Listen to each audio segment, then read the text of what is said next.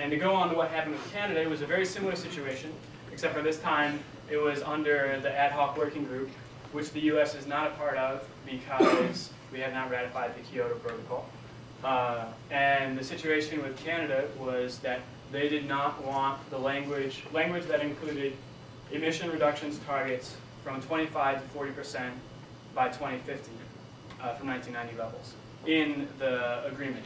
And those targets give about a 50% chance of avoiding cataclysmic climate change, you know, the type of thing that I was talking about earlier.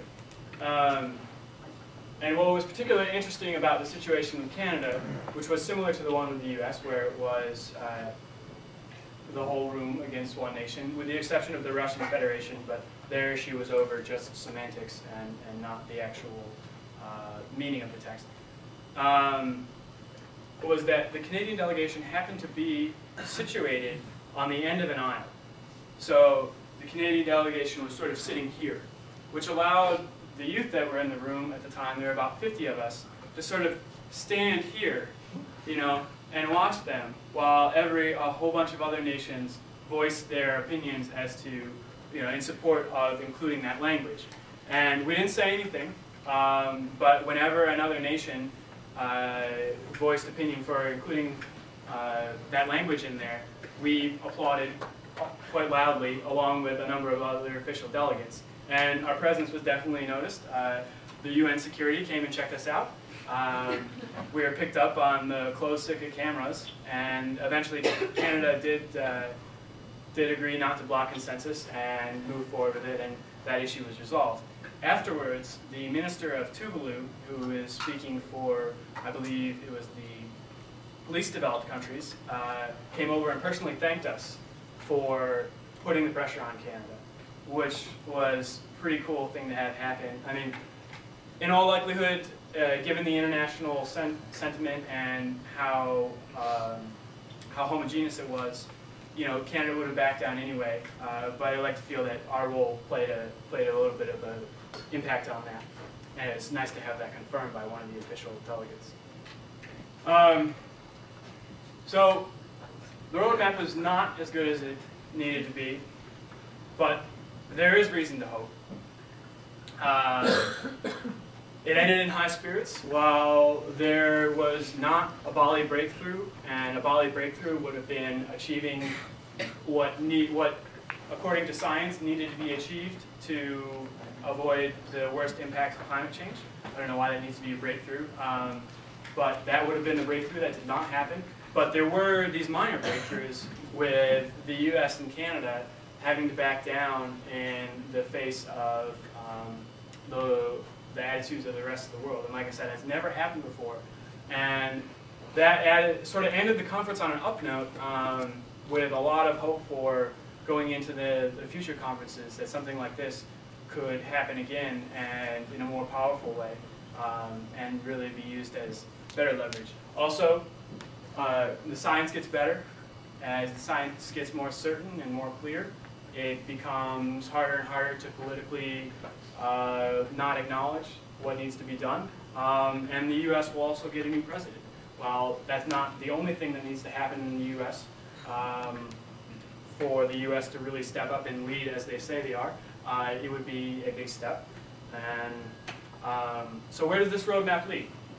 Well, in 2009, the next Kyoto Protocol, there's some concern as to whether or not they want to actually call it that, because that has sort of a bad ring in American ears because we didn't ratify the Kyoto Protocol, so they're trying to figure out what the heck they're going to call it. They'll probably call it the Copenhagen Protocol, because that's how they tend to name these things. Will be done in 2009, but along the way there are a number of intersessionals, which are meetings throughout the years in preparation for these yearly conferences for Poland and for Copenhagen, where they work on the smaller issues and get as much of the negotiations resolved as they can. But I just want to point out that this whole international process is not independent of domestic process, the domestic progress.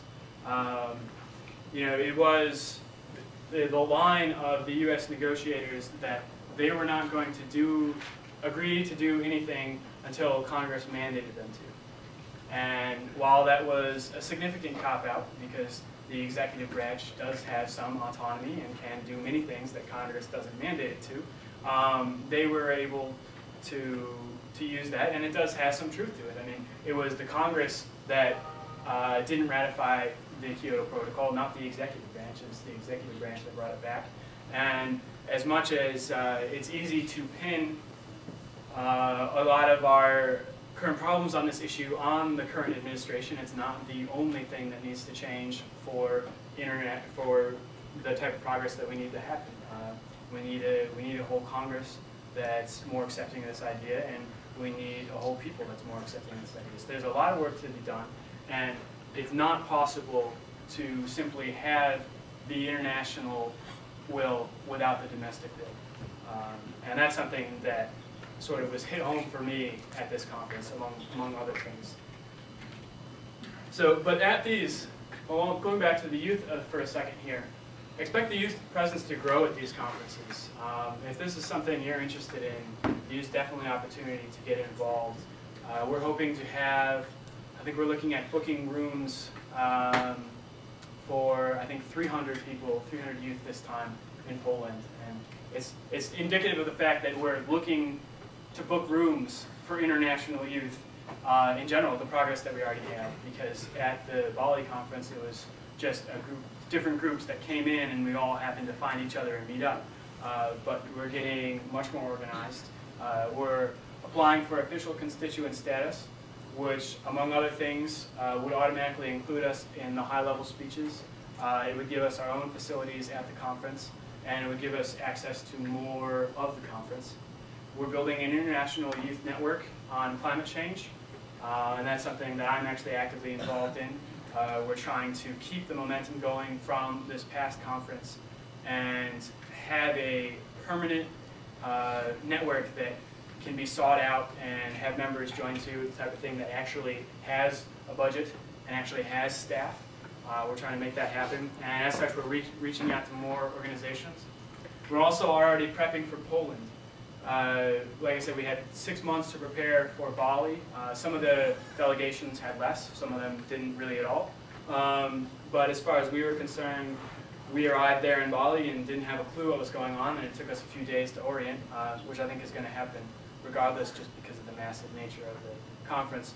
But we're trying to be a little more organized and be especially more sure of our policy this time around, because that was one area where we weren't quite as effective as we hoped to be. And we're also attending the intersessionals meetings.